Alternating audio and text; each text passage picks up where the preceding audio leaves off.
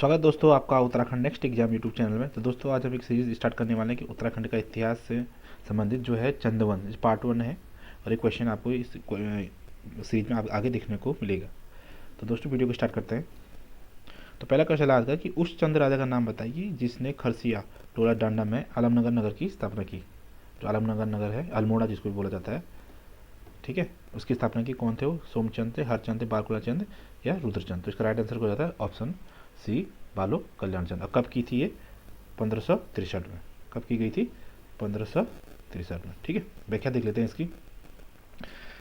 खरसिया टोला डांडा में आलमनगर नामक राजधानी बालो कल्याण चंद ने बसाई थी। 1563 में शहर आलमनगर की नींव रखी, जिसे राजपुर भी कहा जाता है। क्या कहा जाता है इसको? राजपुर भी कहा जाता है। कोई क्वेश्चन पूछा जाएगा कि राजपुर किसे कहा जाता है, तो आलमनगर को कहा जाता है। ठीक है, नेक्स्ट है कि चंद्रवंश के शासनकाल में जमीन के मालिक को क्या कहा जाता था? ठेकेदार, स्वामी, सिरती या थातवान। तो इसका राइट आंसर हो जाता है ऑप्शन डी, क्या है? थातवान। ठीक है, व्याख्या देख लेते हैं इसकी।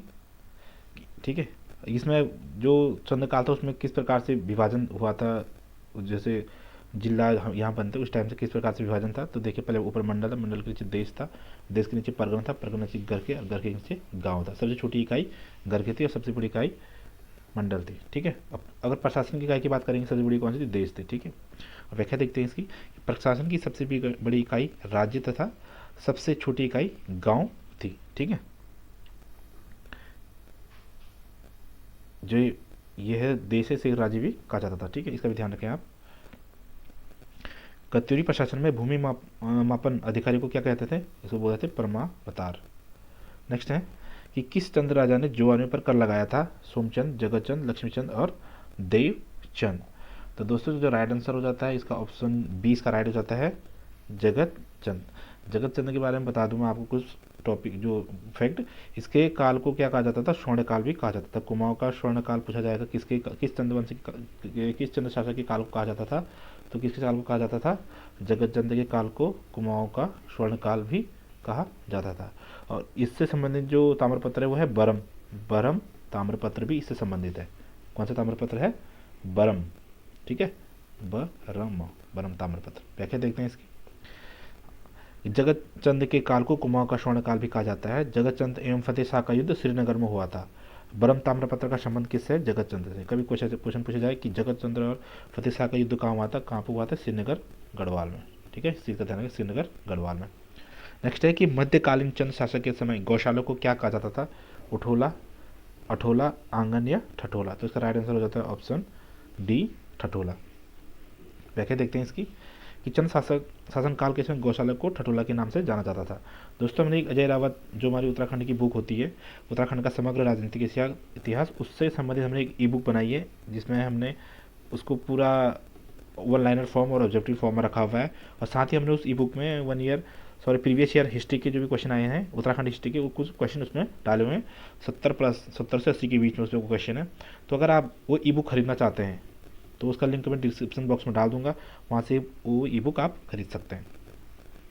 नेक्स्ट है कि कुमाऊं का रंगीला बादशाह कहा जाता है देवीचंद को, सोमचंद को, महीचंद और रुद्रचंद। तो इसका राइट आंसर हो जाता है ऑप्शन ए, देवीचंद को क्या कहा जाता है? कुमाऊं का रंगीला बादशाह। इसी के टाइम के बाद क्या होता है, कुमाऊं जो चंद्रवंश है उसका अवनतिकाल प्रारंभ हो जाता है। अवनतिकाल क्या हो जाता है? इसका प्रारंभ हो जाता है। व्याख्या देखते हैं इसकी। इसका जो टाइम पीरियड थे कब है? 1720 से 1726 तक। ठीक है, इसे कुमाऊं का रंगीला बादशाह कहा जाता है। इसी के समय से चंद्रवंश का अवनति प्रारंभ होती है। इसे कुमाऊं का विक्रमादित्य एवं कुमाऊं का तुगलक भी कहा जाता है। ठीक है, क्या क्या बोला जाता है? कुमाऊं का विक्रमादित्य और कुमाऊं का तुगलक। नेक्स्ट है चंद्र शासकों के समय शौका व्यापारियों से स्वर्ण धूल रूप में लिया जाने वाला कर कौन सा है? कटक, भेंट, साहू या इनमें से कोई नहीं। तो दोस्तों जो राइट आंसर है ऑप्शन डी है, उनसे सोने के स्वर्ण धूल के रूप में कौन सा लिया जाता है? कनक। कनक का जो पर्यायवाची है, किसका है? सोने का पर्यायवाची है। ठीक है, व्याख्या देखते हैं इसकी कि कनक मुनाकोट ताम्रपत्र में इसका भी उल्लेख है। यह शौका व्यापारियों से स्वर्ण धूल के रूप में लिया जाता था। मुनाकोट ताम्रपत्र में लक्ष्मीचंद का भी उल्लेख है। ठीक है, उसमें क्या कहा गया? इसको लक्ष्मीचंद को लक्ष्मण नाम से, लक्ष्मण नाम मिलता है उसमें। ठीक है, मुनाकोट ताम्रपत्र में। ये बेसिकली जो मुनाकोट ताम्रपत्र ये चंद्रों के कर, जो चंद्रवंश के करों से संबंधित है ये ताम्रपत्र। नेक्स्ट है कि अल्मोड़ा के निकट ऐतिहासिक खगमरा किले का निर्माण किसके द्वारा किया गया? कतियों के द्वारा, चंदों के द्वारा, गोरखों के द्वारा या अंग्रेजों के द्वारा। तो इसका जो राइट आंसर हो जाता है वो हो जाता है ऑप्शन बी, चंदों के द्वारा किया गया था। वो भी किसने किया था? ये किया था भीष्मचंद्र ने। किसने किया था? भीष्मचंद्र ने। ठीक है, और थोड़ी व्याख्या देख लेते हैं इसकी। कत्यूरी राजाओं ने इसे 9वीं शताब्दी में बनाया था। इस किले का निर्माण चंद्र शासक राजा भीष्मचंद्र ने करवाया था। और जो किले हैं उनके बारे में देख लेते हैं। जो लाल मंडी किला है किसने बनाया था? कल्याण चंद्र ने बनाया था। कहाँ बनाया था? अल्मोड़ा में बनाया था। जो मल्ला महल है किसने बनाया था? वो रुद्रचंद्र ने बनाया था। कहाँ बनाया था? अल्मोड़ा में बनाया था। जो राजबुगा किला है वो कहाँ है? चंपावत में है और सोमचंद्र ने बनाया था। नेथला का किला कहाँ है? अल्मोड़ा में है और किसने बनाया था? गोरखों द्वारा बनाया गया था। सिरमौली किला कहाँ है? ये है आपका लोहाघाट चंपावत में। और जो बावलीगढ़ किला है वो पिथौरागढ़ में, ये भी गोरखों ने बनाया था। पर क्या है, वर्तमान में इसका नाम बदलकर सोरगढ़ किला किया जाने वाला है। तो ये इंपॉर्टेंट हो जाता है कि किस किला के नाम बदलकर सोरगढ़ किया जाने वाला है। तो किसका है? बावलीगढ़ किला। ठीक है, नेक्स्ट है कि कालू तड़ागी किस राजा का सेनापति था? सोमचंद, लक्ष्मीचंद, देवीचंद या महेंद्र चंद। तो जो कालू तड़ागी था वो सोमचंद का क्या था? सेनापति था। ठीक है, कालू तड़ागी किसका सेनापति था? सोमचंद का। और जो गेंडा चंद था लक्ष्मीचंद का कौन था? गेंडा स्वामी, सॉरी गेंडा स्वामी नहीं, गेंडा। ठीक है, गेंडा ध्यान रखना आप, गेंडा। गेंडा स्वामी मूवी में गुंडा था ना, एक तिरंगा मूवी में।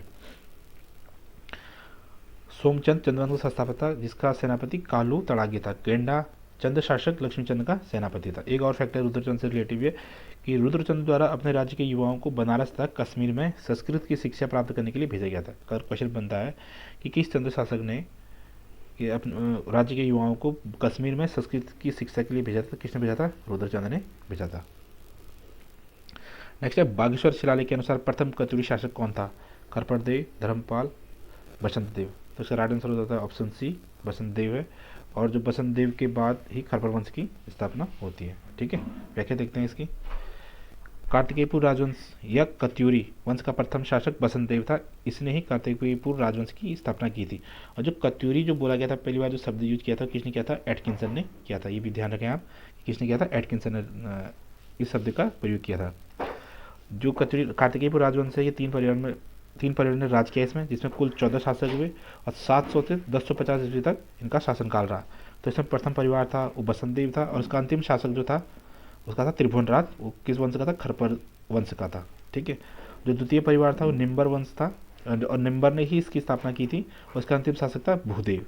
और जो तृतीय परिवार था शिलाद्वितीय, उसकी स्थापना की थी इच्छारदेव ने और इसका अंतिम शासक था सुभिक्ष राजदेव। ये भी क्वेश्चन पूछा गया है कि जो शिलाद्वितीय वंश है या कार्तिकेयपुर वंश का अंतिम शासक कौन था? तो सुभिक्ष राजदेव था। ठीक है, और एक फैक्ट और है कि इससे संबंधित बागेश्वर जो ताम्रपत्र कौन कौन से? बागेश्वर, बैजनाथ, कंडारा और पांडुकेश्वर।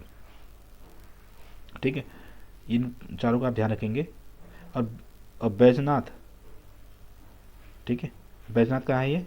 ये है आपका बागेश्वर जिले में है। ठीक है, इसके गरुड़ के नज़दीक ही है। ठीक है, और जो गिरिराज चक्र चूड़ामणि की उपाधि कौन धारण करते थे? यही कार्तिकेयपुर राजवंश वाले करते थे। ठीक है, इस चीज़ का ध्यान रखना क्योंकि ये क्वेश्चन एक बार पूछा गया है एग्जाम में। नेक्स्ट है कि मुस्लिम इतिहासकारों ने चंदों के राज्य को क्या कहा था? भील, कुर्मू, कुमाऊं या कुमाऊनी। तो उन्होंने कहा था ऑप्शन बी, कुर्मू कहा था। चंद राज्य में नकद प्राप्त किया जाने वाला कर कहलाता था कटक, सिरती, कनक या पौरीकर। तो इसका जो राइट आंसर होता है ऑप्शन बी, इस सिरती बोला जाता था उसको। ठीक है, व्याख्या देख लेते हैं। उत्तराखंड की चंद शासकों द्वारा नकद कर को सिरती कहा जाता था। सिरती कर प्राय भाबर एवं भूटिया व्यापारी द्वारा लिया जाता था। ठीक है, कटक क्या था? सेना के लिए लिया जाने वाला कर था एक। कनक क्या था? सौ का व्यवहार से स्वर्ण धूल के रूप में। ये क्वेश्चन भी आगे आ गया था। और जो पौरी कर है वो राजधानी की रखवाली करने के लिए रूप में देय करता है, मतलब जो प्रहरी होते हैं उनको दिया जाता था। एक क्वेश्चन भी पूछा गया है कि 36 रकम में 32 कलम कर चंदों द्वारा लगाए जाते थे। तो ये पूछा गया था किसके द्वारा लगाए जाते थे? तो इसका जो राइट आंसर क्या हो जाता है? चंदों द्वारा लगाए जाते थे। नेक्स्ट है कि चंद्रवंश के किस शासक के ताम्रपत्र में बेगार शब्द प्रयुक्त हुआ था? ठीक है, तो आपके सामने ऑप्शन है लक्ष्मणचंद, भारतीचंद, रुद्रचंद या उद्योगचंद। तो इसका राइट आंसर होता है ऑप्शन ए, लक्ष्मण या लक्ष्मी। इसको ही लक्ष्मीचंद भी बोला जाता है। जैसे आपने देखा होगा मुनाकोट ताम्रपत्र में इसी को लक्ष्मण कहा गया है ना। तो व्याख्या देखते हैं इसकी।